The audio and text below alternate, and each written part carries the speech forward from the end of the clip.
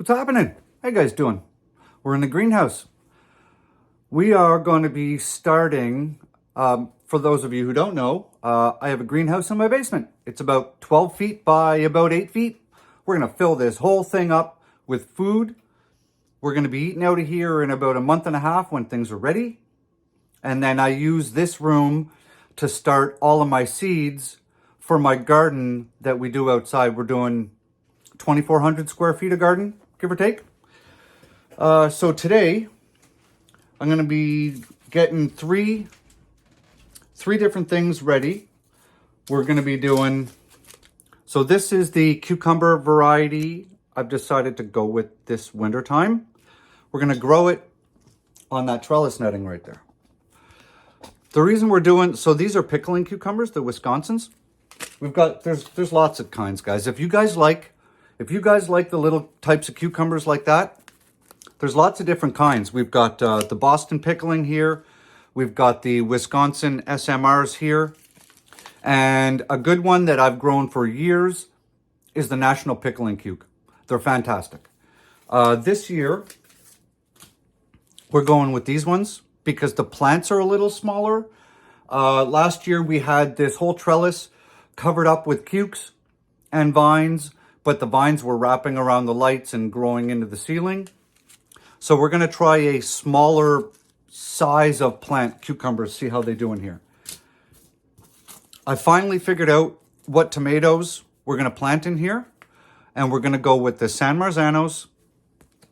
One of the drawbacks I've had currently is finding from a seed variety place like MI Gardeners or Johnny's or whatever, a variety of indeterminate tomato to grow in here that is not going to get huge. Last year we had like 9-foot tomato vines in here. They were literally growing up in the floor joists above my head. It got silly. So San Marzanos are a semi-determinate, which means they kind of grow like an indeterminate with a vine, but they don't get very big, right? 4 or 5 feet, and they just put out tons of clusters of fruit. So we're going to grow with the San Marzanos, and they also have 85 days to maturity, which is a fairly long time. I'm hoping to be harvesting them before that. And then, got to be careful here. We're going to be growing some green zebras. And yes, that date is right. These are from 2014. And yes, they're going to grow. If you guys have market gardens near you, right, that sell organic produce, one of the things that I did, well, as you can see in 2014, is we had an heirloom tomato vendor. That's all he sold was heirloom tomato varieties. Each variety had its own little basket, had a little name placard on it. And what I would do is I was going there to get all the food for my son, right? We're making him homemade baby food. What I would do is every time I went, I would buy a couple of different types of tomatoes and just buy one, like buy the nicest one of that variety in the basket. You only need one. And then I would just take a little picture of the name of that tomato, bring them home, and I wouldn't even eat them. I would just rip them apart and get all the seeds out of them. And that's how I started my initial grouping of tomatoes. I have like a bundle of envelopes up like that up in my seed storage area. So if you guys are looking for a way to get different varieties of tomatoes, go to your local food outdoor garden spot. And if you find a guy that's selling heirloom tomatoes, just buy the varieties you want, rip the seeds out, wash them, dry them, save them. Now you have a couple of hundred seeds of that one variety, and what's the cost of a tomato? 75 cents or something from one of these guys? You can't even buy a pack of seeds for that price, and you'll get twice as many seeds. So that's what we're doing. And the green zebras are about that big, and they're an indeterminate variety, and they're really tasty. I haven't grown them in years. So, put the tomatoes off to the side for a minute. I'm going to show you guys a little trick. I learned this a couple years ago. This trick works on all the bigger seeds. right? Got my cucumbers, got some seeds in my hand here. So I'm gonna just change the angle of the camera and we'll just talk as we go through this. So here's our cucumber seed, okay? Now, to do this, all you're gonna need is a pair of sharp nail clippers and your cucumber seeds. When you look at your cucumber seed, okay, you're always gonna have the little end where it attached inside the plant. That's called the hilum. And at the back end, it's rounded off, okay? So what we're gonna do, and the reason we're doing this, is if you want your seeds to grow faster, so you can do this with squash, pumpkin, cucumber, watermelon, basically seeds that look like these. So what you're gonna do is you're gonna figure out which end is your hilum end and which end is your rounded off, basically the bottom of your seed. You're gonna take your nail clippers and you're gonna find the bottom of your seed. And then all you're gonna do is you're just gonna come in here like this. Okay, where are we here? That's all you're gonna do. See how much we took off of there? Just that little tiny piece, okay? Just by, this is called nicking. I don't know if I mentioned that. So just by taking off just that little bit of the bottom of the shell, these cucumber seeds are gonna germinate within a matter of days instead of, you know, possibly upwards of a week or more. So we'll do it again. I got a couple of seeds here. So you figure out which one it is. Come into the back and just take, all you're trying to do is take off a little bit of the back of the seed casing.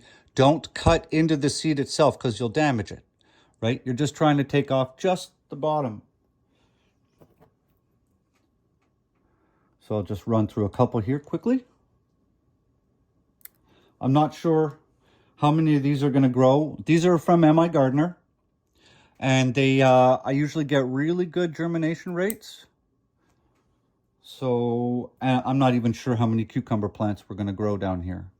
So we're just going to do a bunch. I said, see, you're just taking a little bit of the bottom off. And last one. Just like that. And that's why you want these sharp, guys. You want your nail clippers sharp because you're really not taking off much. All right, so I've got 8 seeds sitting over there. We'll throw these in. These 3 left. Like that. We'll just get them out of the way. So next, you're going to need a Ziploc bag. I've got one right here. See the little seeds on it? Let's get this stuff out of the way. I know this is old hat for a lot of you. I know that there's a lot of new gardeners out there I've been speaking to lately. So that's kind of why we're doing this. So got your Ziploc bag, okay? Piece of paper towel. All you're gonna do, take your piece of paper towel.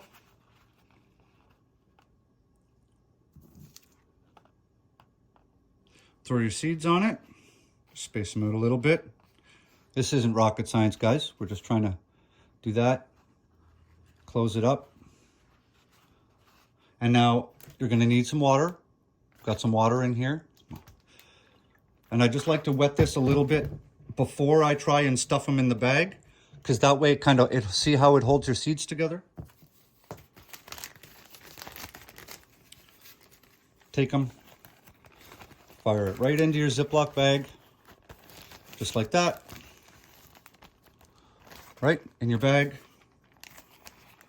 And then we're just going to add enough water to wet the paper towel. You don't want puddles in the bottom. Okay, you just want enough that the paper towel is wet. And that's it. That's all we're going to do for cucumbers. And then for tomatoes, I'm going to basically do the same thing to bag them to start them. So we'll get a couple of San Marzanos. The reason I like to germinate my seeds this way, as opposed to inside. Can you guys see that? Yeah. As opposed to like inside little growing cells, is because I don't want to have to wait to find out how many of the tomatoes germinated. Because if it takes a week and a half or something for them to germinate, right? Where's the other little bag? There it is. If it takes, you know, a week and a half for them to germinate and not as many germinate as you want to, well, now you have to start again. But because you're waiting, right? Because you can't see what's happening. But this way, by doing them like this in the paper towel, and after a couple of days, you're definitely going to know how many have germinated. So if not as many germinated as you need to, then it's a simple matter of just starting a few more seeds, right? You're removing the entire guessing game out of the process. So we'll just wet that down a little bit. These are Romas. We're using a little half Ziploc bag, little snack bags. Just gonna throw that in, move out of the way. Get the next one. Get some of these green zebras. I'm looking forward to growing these guys. I haven't done these ones in years. See? That's how I save all my seeds. Super easy to do. So we're just gonna take some of these, sprinkle them around. Like that. Sometimes they stick to your fingers. And then sometimes you'll just get little clumps of seeds. And that's okay too. You just kind of break them up. That way when they do germinate, the roots don't twist around each other, right? That's why I'm breaking them up. So that's it. There. Oh, this one too. That's it for the green zebras. Fold it over like I said. A little bit of water. Right into the green zebra bag.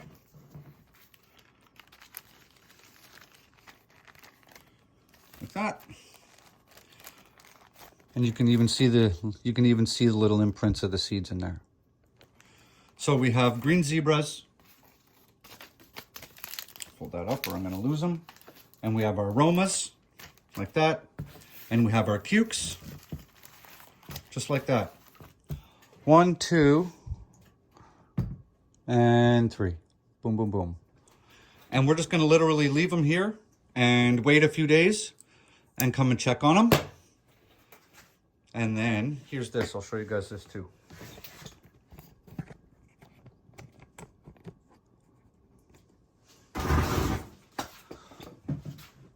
So we already have some things germinating. We just did these the other day. These onions came up real fast. So there we have all of our green onions. They're nice and happy. And then we have some dill down here. And then as you guys can probably see it looks a little white on some of these. There's mold growing in there, right? But, and the reason for that was with the moisture content in the potting soil, and I had the plastic dome on it, and it's nice and warm down here, it's basically given them the ideal environment for that mold to start to grow. Am I concerned about it? Not at all. If I wanted to do something about it, could I? Absolutely. I could spray some hydrogen peroxide on it.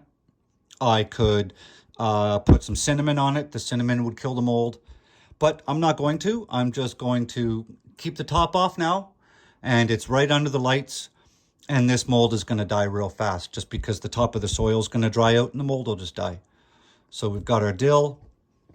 So dill, Genovese basil, romaine lettuce, prize head lettuce, oregano. We only did one oregano, so these are all just empties here. And parsley, and then our green onions. And then down here, hang on, let's shrink this down. And then down here we have the Chicago hardy figs that I am propagating, and they're actually going to be on there and on my stool. I just needed the stool, so I'm raising them up to the light because I've got another full spectrum Mars Hydro light right on top, and I'm just going to get all of these to start growing, and then I'll just give most of them away. So So that's kind of where we are in the greenhouse, guys. At least we have stuff growing, so that's important. So that's all we got for today, guys. Just showing you how to nick those cucumbers. So if you guys, like I said, if you're in a rush to get your large seeds going, maybe not now, maybe in 2.5 months or whatever, when you're starting your summer seeds, that's a real quick, easy way to do it. And I get really good germination rates that way. So there's a new way for you to do it. And the tomatoes are going to be cracking those seeds open in a couple of days, and they're going to be germinating. And then we are going to be putting them in here. I'll probably do 3 cucumber plants, I'm guessing. And then I'm definitely not planting all of those tomatoes. We're probably going to do, so here's the wall, right? That's where we're going to grow. The cukes are going to be down there, down at the end. So then they can just kind of get all unruly by themselves. And then over here, we're just going to grow the tomatoes vertically up the trellis netting. I have loads of pots. You guys can see loads of pots, more back there. They've all been washed and sterilized. I have half a dozen big ass bags of soil right outside there, so I can plant all those and get them going. I am not reusing any soil this year. Everything is straight from the bag, from the store. So hopefully I won't get thrips this year. So have an awesome day. Grow good food, and I'll see you on the next one.